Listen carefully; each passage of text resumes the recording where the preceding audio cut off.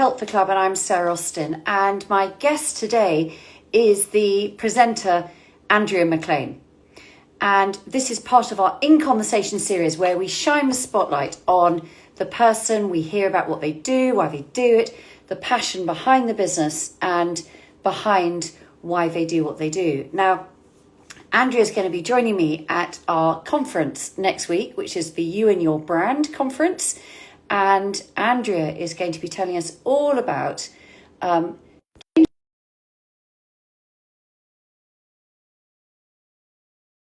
hope I'm going to be joined by Andrea on screen in just a minute. Let me just have a quick look and see if she's on. And looks like she's joining us. Hello. Hello. It's confusing to know, is this really happening right now, or is this a recording of what we tried to do 5 minutes ago? So it was so funny when I checked on the thing. I was like, "Oh, I'm sure I've heard this before." Oh no, this is like it's real. Okay. This is a deja something or other, isn't it? And it's anyway. So those of you who are now feeling a bit perplexed and don't understand what on earth Andrew and I are laughing about, so we did a tech practice this morning when we were perhaps, let's put it sort of slightly in sort of dog walking mode in terms of how we looked and what we were wearing. Perhaps do not comment about what we look like and what we're wearing now. It is an improvement. So it was, on my part, a low base. And then we just tried to go live just now, and then my charger wasn't working. So, and I was worried we'd get sort of mid-flow and Andrew would be just getting to the really important bit, and then we'd go dead. And then no one would ever talk to me again. So no one needs to know this, but of course I've now raided one of my children's bedrooms, found a supercharger, because of course they have the superchargers, whereas we have the ancient ones that don't work anymore. Yeah. And so fingers crossed, we are all good. So I haven't said anything about you except you're going to be talking at our conference. But what I love, Andrea, I mean, I don't know if you've followed some of these chats we've done on these lives. I think you're my 85th interviewee. So thank you. People keep coming back, which is fantastic. And by the way, thank you to everybody that is joining us. And thank you for all the waves. I do really like this about Instagram lives, where people wave, they put comments in. It feels very nice. It's very friendly. It's very sort of social. I'm sure you'll have things you'd like to ask Andrea, and I'm sure she won't mind you doing that. Pop comments into the chat box, pop questions, pop anything you like, because actually that's what makes it so much fun. So if there's anything you want to ask her, then please do. But this is kind of what we love to do, is shine the spotlight on the person, who they are, what they do, why they do it. So many people will know you from a telly, from your books, from your presenting, from your different businesses. And so, people will be fascinated to hear, who are you, Andrea? Where do you come from? What's your background? I always think the destination is very interesting, but what's even more interesting is the journey that got you here. So tell us just a little bit about you and how you found your way here. Well, thank you. That's really nice. I think also sometimes there's this kind of presumption that just because you've been on telly for quite a long time, people will automatically know who you are. But it is very presumptuous of one to assume that, because just as I don't watch every TV program that there is on the world, why would I assume that everyone has happened to see the one that I worked on? So my background is I was a print journalist in my 20s who accidentally found themselves working on television back in the 90s. I suppose when it was easier to accidentally become a TV presenter. I don't know if the rules still apply now, where you could have a go at something and then people would give you a job. And so I accidentally found myself being a TV presenter. It was never my sort of goal, and I thought I'll keep going for as long as people want me to do it. And I ended up doing it for nearly quarter of a century. I ended up doing it for quite a long time. And I worked on breakfast television for 11 years. I worked on GMTV, which is now GMB. Started off as a weather presenter, and then sort of let them know that I had a degree, I had a journalism background, and I ended up doing features reporting and this kind of thing. Ended up sort of climbing the ranks through that, and then ended up working on Loose Women, which started off as maternity leave cover, and ended up staying there for 11 years. So yeah, none of it was sort of planned, and it just sort of happened. And sort of along that journey, I was really fortunate. I ended up working alongside some amazing people. I ended up interviewing some amazing people. But writing has always been my sort of first and foremost love. So whilst also doing that, I was also writing for different newspapers and magazines. I wrote 4 books. I'm now writing my 5th book. I left doing telly in 2020 in the middle of the pandemic. I think a lot of people kind of forget that little detail when it comes to, you know, why did you leave telly? Obviously, there are 1,000 reasons why you make a decision to move away from any job you've done for a long time. But, you know, one of the key factors was we forget. It felt like Armageddon. Yeah. And I genuinely felt like if we're all going to die, if this is it, I want to die doing something I really love. And I'd set up my business, which was personal growth for women. I've been doing that on the side. And I thought, right, I want to go all in on this.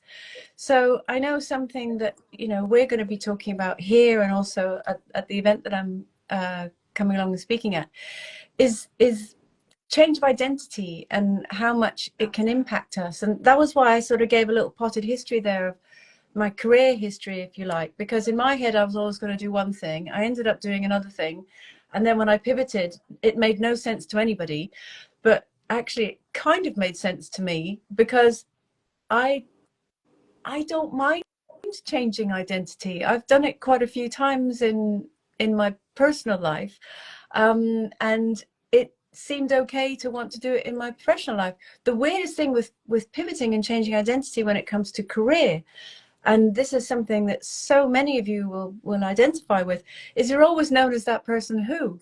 And it doesn't matter Yes. whether you're that person who works in this shop or works in a bank or is a teaching assistant or whatever. You're the person who. And when you change identity professionally, sometimes it's harder for other people to get their head around that you've done it than it is for you to get your head around it, if that makes sense. It is. There's so much that I'd like to explore with you, and we could do a really long, you know, we could sort of just do an entire live about that. But it's just that plotted history is so interesting because, you know, I'm sure that many people would not have been familiar with the kind of the whole career journey where you sort of took us in a kind of whistle stop tour. But each of those sort of landmarks, just sort of ending up on, you know, as the weather person, is, you know, I mean, amazing in itself. And then sort of ending up on Loose Women, or sorry, ending up, but actually being chosen to be on Loose Women is, and I think you're right there. That sort of identity thing is very interesting because people will know you, meet you, come across you, see you, and almost have a predetermined view of you because they know you off the telly for that thing. Yeah. And oh, she's Loose Women, or oh, she's the weather person, or she's this, as opposed to Andrea McLean, which I think is sort of so interesting. It kind of sort of brings me to our conference, which is called You and Your Brand. And it's really interesting because it's kind of aimed really at men and women, but we think this is very sort of naturally sort of resonates well with women, is where we kind of tend to move in these different chapters in our life. And a lot of that can be around caring responsibilities, punctuation marks, chapters that just close and end for, you know, for, and then a new one starts for a number of different reasons. So the conference is really aimed at people who may want to start their business, may want to scale a business, return back to the workplace. Perhaps their title has been a stay-at-home, a career mother for for X number of years, which is, you know, an incredibly important role. And so I guess my next question is, what does you and your brand signify to you? How do you interpret it? I love this because everybody answers differently. I think it took me a long time to get my head around that I could possibly be a brand, because like you know, you look at yourself in the mirror and go, I'm just a person. How can a person be a brand? That doesn't make any sense. And then actually when you start to unpack it a little bit, you realize that actually the word brand doesn't just mean like Coca-Cola or, you know, something that we recognize. It's how other people see you. That's what your brand is. Your brand is how people talk about you when you're not in the room. And I don't mean in a horrible way. I mean as in how they kind of describe you, because that's what we do with, for example, something like Coca-Cola. And so I think for me, it took a while to get my head around it. And that started, I suppose, when I went from working in in features journalism to then becoming a weather presenter. And I found it really odd that people were kind of pointing, going, you know, all right, what's the weather going to be like today? And shouting at me down the street and all this sort of stuff. And it was suddenly, oh, right, I'm not Andrea McLean anymore. I'm, all right, what's the weather going to be like? Oh, got your brolly and all this. And it took a little while to kind of get my head around it. Now, after so long, I genuinely don't mind that people see me as that lady off the telly, because of course I'm that lady off the telly. I think where it, and that is my brand, if you like, but I'm also so many other things. And I think when it comes to any of us, we have to remember that people will automatically see you as what you have presented yourself as to them, if that makes sense. You there will be a group of people that will see you as, for example, oh, that's so-and-so's daughter. Oh, that's what's his name's wife. Oh, that's so-and-so's mummy. Oh, that, and if you walk your dogs, that's Teddy's mum. That's, you know what I mean? So your brand will be wherever you have presented yourself to, whatever group of people it is that, and we wear so many hats throughout our lives that we start off being somebody's daughter, and then perhaps, you know, it could be somebody's wife, and then somebody's mum, or what have you. But I think the thing to keep coming back to in yourself, and this is something that I think women kind of forget to do, is, but who am I? And also, who am I if I am not? And I think that when I made the pivot away from TV, that was the question that I had to keep coming back to in myself. But who am I if I am not? Who am I if I'm not that lady off the telly? And it took a little bit of unpacking to realize that for some people, that's what I will always be. And that's okay. But in myself, who am I if I am not? I realized, actually, okay, I'm now kind of returning to my writing roots. I'm finding a new hat, if you like, in terms of, I don't really like the word coach, because it makes me feel like I'm expected to know all the answers. And I don't know all the answers. But what I'm really good at is maybe helping people think of things from a slightly different perspective. All I am is maybe a perspective changer in yourself. And so there are a group of people that I worked with, obviously through This Girl's on Fire, who will see me as, oh, that lady off the telly, who then became the This Girl's on Fire lady. And obviously now that's not going anymore. I'm now Andrea, who writes books and does talks and this sort of thing. But really my remit has always been the same: to be helpful, to be supportive, to be kind, have a bit of a laugh. And that's been the theme that sort of runs through all the identities that I've had, whether it's been as a daughter, a mum, a pet owner, whatever, a friend, whatever. It's really nice, really, really nice. And you know, from knowing you, you're so authentic. And I think that's the other thing that that perhaps the perception of people who are on television is, oh, that can't be, but you are. Everything about you is just what I am. Really authentic and kind, as you say, and genuine and refreshing, and I think that is you know, very engaging, and you know, it's so interesting. But I completely agree with you, you know, picking up on that, because again, we'll talk a bit about the conference in just a second, is that, you know, I think particularly for women, because we do tend to get very caught up in these titles and these roles that lucky people to have you in their lives. Yeah. Oh, thank you, Tracy. lovely Really comment. Is that nice? Thank you. Oh, you've got nice teeth too, right? Okay, here we go. Had to have braces. Wasn't normal. Wasn't like before. keep the comments coming. I like the comments. Yeah. And but I think it's very easy to get swept up and distracted. And you're absolutely right, where you know, and we enjoy these labels. You enjoy being such and such as mother and having that caring responsibility, or being taken care of because you are, you know, a daughter as well and things. But it is that coming back to that inner self, isn't it? Who am I? What do I stand for? What are my core values? What are my beliefs? What matters to me? And quite often you can just get so caught up in the busyness of life that you don't necessarily remember, or you don't challenge, or don't articulate it. Oh, I like this one. I'm going to read this one out. Two beautiful women. Great. You can come back. Yes, keep those comments coming. And so I think it's very good for us to pause and reflect and just to take that moment of, you know, to reevaluate, to assess, and you know, to see who you are. So tell us a bit about what you're going to talk about at the conference, and it's on March the 12th, next Wednesday. So anybody that wants to come, you really have got to hurry up and book in. I think we've got somewhere between 10 and 20 tickets left. We're going to have a room full of 150 predominantly women, and this is all about helping you to take your next step in life, next step in your business, next step in your career as well. And it's a really uplifting, really positive day, and it's all about developing skills, you know, rediscovering those inner skills that you may have, you know, sort of lost their currency. It's all about making new connections, and then that all important confidence.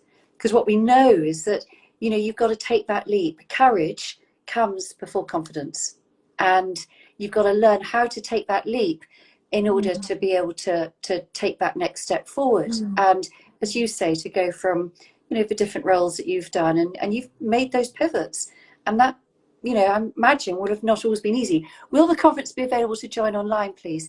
I'm afraid it's not, but we will be recording each of the sessions. So if you were to book in, you will get a recording of the sessions, but you won't actually be able to tune in like a Zoom. And of course, you know, these things are highly experiential. So to be able to attend in person is going to be the best experience. But if you would like to contact us about being able to get some sort of a recording afterwards, we'd be delighted to hear from you. And if you go onto the Really Helpful Club Instagram page, you'll see the link in the bio, and you'll be able to contact us that way. So so thank you. So back to you, Andrea. You are going to open it, which is exciting. And so actually anyone that comes, you're going to get a delicious breakfast, but you need to be there in good time, because you don't want to miss Andrea. This is going to be such a treat. And so, Andrea, tell us, without sort of doing too many spoilers, what why someone might want to come and hear what you've got to say. Well, kind of picking up on, you know, your outline on what the whole event is going to be about. And it is about, you know, you and your brand, and understanding how you can build your confidence and this kind of thing. And I think it's really relevant. One of the reasons why, obviously, we met, was it last year or the year before? I can't even remember now, and kept in touch and became friends. And when you asked me to come along and give a speech, give a little speech, I thought, do you know what? Yes, because so many of the, and I've been to your events before, so many of the women there are at a stage in life that I'm also in. So it resonates with me, and I understand it. And it's that strange kind of midlife period, which is, I suppose, anywhere from sort of mid-30s and upwards. And you might kind of recoil at that and think, what the hell, how can midlife be mid-30s? But actually, one, you don't know where your finish point is, so you never know where your middle is, which is what I was thinking. But also, you know, it's also at a time when maybe things are starting to change. Perhaps if you have children who are going to school for longer periods of time, so you're thinking about re-entering the workplace if you left it. So there's normally, this is when times in your life when things start to change.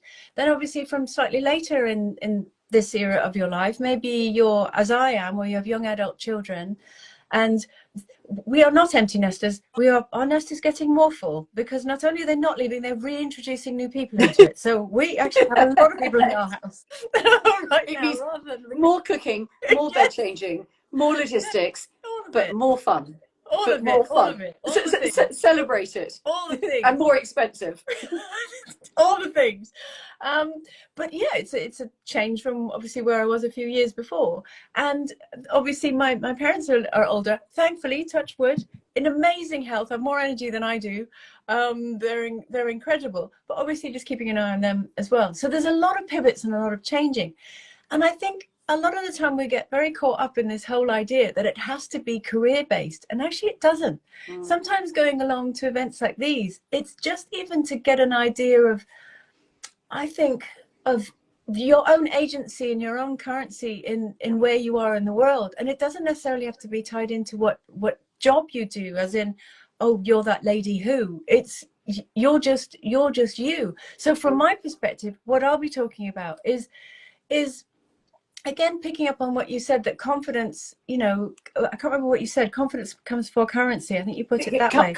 Confidence comes before, no, courage comes before confidence. Courage comes, I would actually say that competence comes before. And so often we, especially when we're in a moment in our life where we're thinking of making any kind of change, whether it is reintroducing ourselves back into the workplace, which becomes more and more difficult the older that you get. And that's statistically true, as well as it just being a feeling that you have in yourself. It is very true.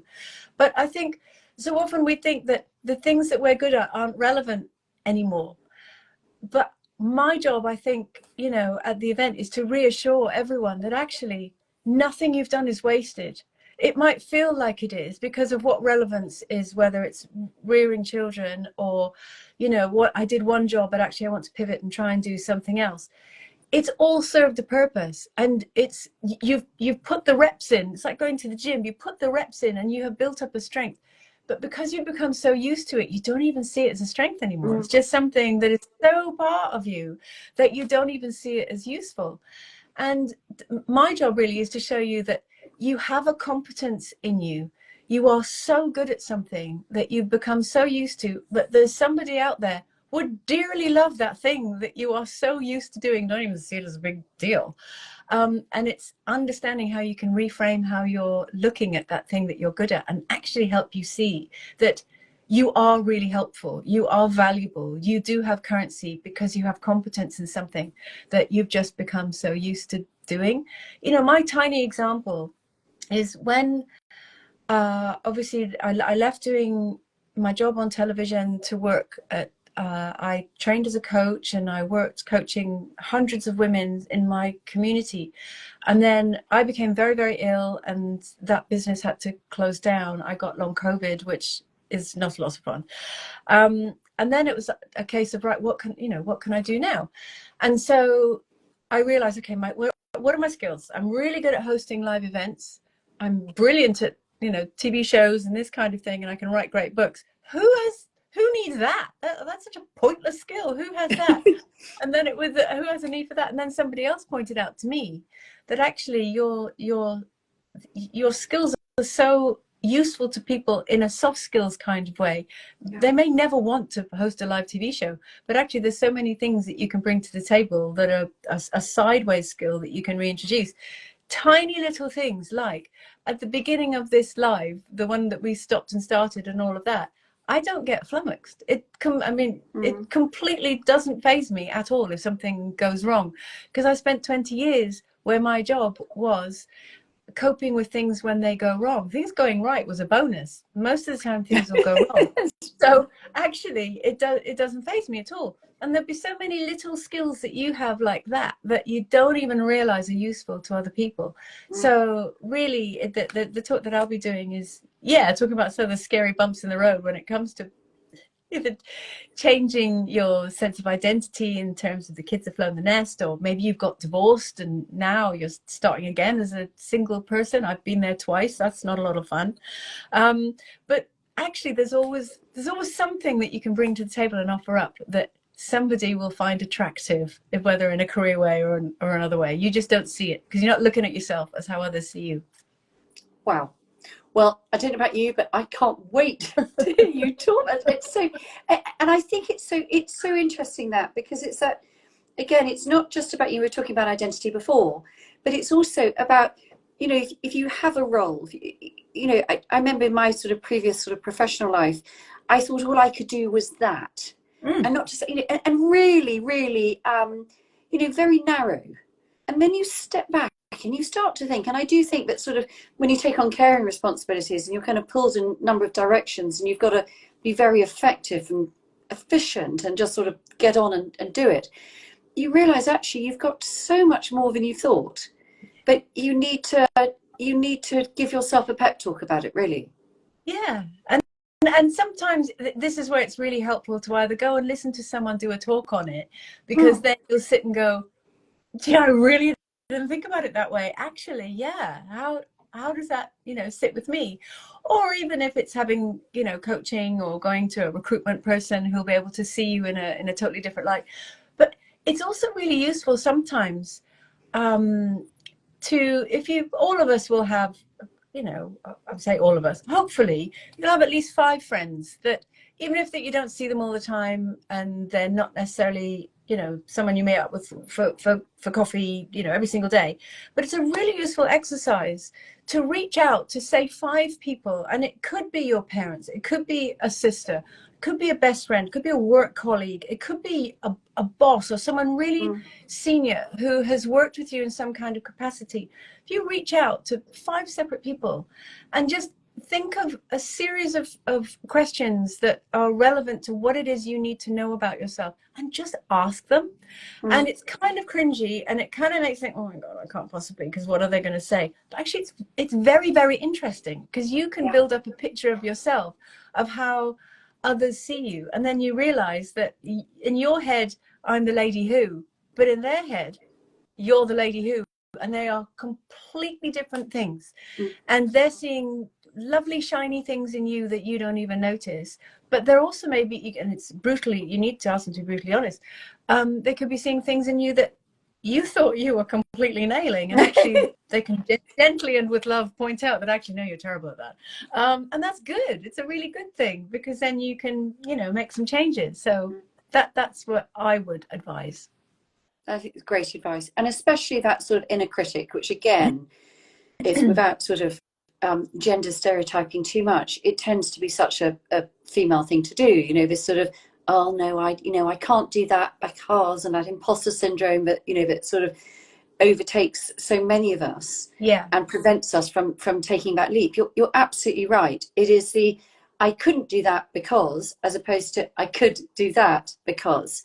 And we're getting some really lovely comments, but they're jumping up far too fast. Let's see, this is a really nice one. Hang on, I'm finding this very emotional. Wow, so much good advice. Tracy. Thank you, Tracy. Right. I don't think I should do post Love Island, though. I'm far too old. But saw that one. I'm the lady who. Yeah. Well, anyway, you'll have to be the judge of that one.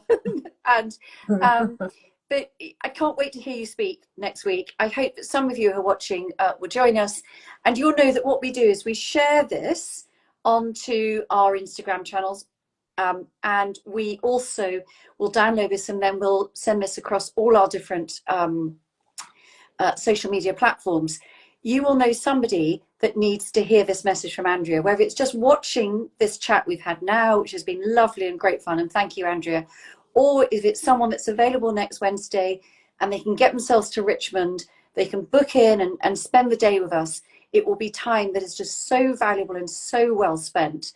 So I hope you'll be able to join us. And if you can't make it for that one, we do plenty of other things as well, and some of those are online. So please don't be deterred. But and you will know somebody. And ask you a question quickly, Sarah. What's No, it's good. It's what is the really useful club, the really helpful club, all about? That's a very nice question. Thank you very much. So I started this 10 years ago, and the whole thing was to bring people together to help you to navigate life, whether that is in every age and every stage. And I think it sort of ties in beautifully with what you've been talking about in terms of chapters, in terms of this sense of identity and change. And you know what it's like when you start a new job, or you want to start a business, return back to work, or perhaps you're going through some of the midlife challenges. You know, you talked about relationship change, good old menopause, which is now such a sort of well talked about aspect of our lives, or whether it is as adult children coping with the caring responsibilities of aging parents. When you enter a new stage, or something comes along, whether it's, you know, a challenge or an opportunity, you tend to think, wow, that's great, or that's challenging, but I need to find people, surround myself with people who can help me to navigate my way through that. And I'm going to need some resources, I'm going to need some connections and some advice and some services, things that can help me to do it. And you know, you tend to need to go and find something to help you do that. And that's what we do. So we can help people to access resources. We've got a directory, which is essentially, it's a portal online, and it's to help people from what I call the ordinary and the everyday, to the interesting, to the extraordinary. And so that's everything from your sort of heating sort of engineer, because your heating stopped working and you think, I need to get it fixed, to someone to help you sort of with your social media, or also find your next job. And what we know is that whatever it is that is at the forefront of your mind that you're looking for is the thing that you need to find there and then, before you can clear your headspace in order to do the thing that you want to do. This is to help people in their health and well-being, in their career journey and their business journey. So that's what it was started for. So we've got an online portal, and then we bring it to life with these various different conferences, dinners, networking sessions, in-person events, and it's just so much fun and lots of opportunity for connection, lots of opportunity to find other sort of light-spirited people who are going to help you just navigate your way through life. And that's what we're about. Good. Well, I thought it was only fair that you got to say how brilliant your organisation is, because I chatted long and hard about myself, and then people will be thinking, but who's this lady? coming from you, Andrea McLean, I'll take that as a big yes and a big compliment. So thank you very much. I thank you for that. Again, absolute testament to your generosity. So thank you. So I can't wait to hear you speak next week, and it's going to be exciting. And will you come back and do another live with me? This has been lots of fun, and there's just so much to explore. There's so much to chat about. And normally we do this on a dog walk, so it's nice that we're doing it inside. It's a bit warmer. A dog walk, over a cup of coffee, glass of wine, and sometimes all of the above. Yeah, exactly. So thank you to everyone who's tuned in. Thank you for your lovely comments. We love that, because that just gives us such a boost. So thank you for that, and look forward to seeing you next Wednesday. Yeah. Thank you. Take care. And hopefully see some of you there as well. Thanks for joining today. Thank you. All right. Bye. Bye.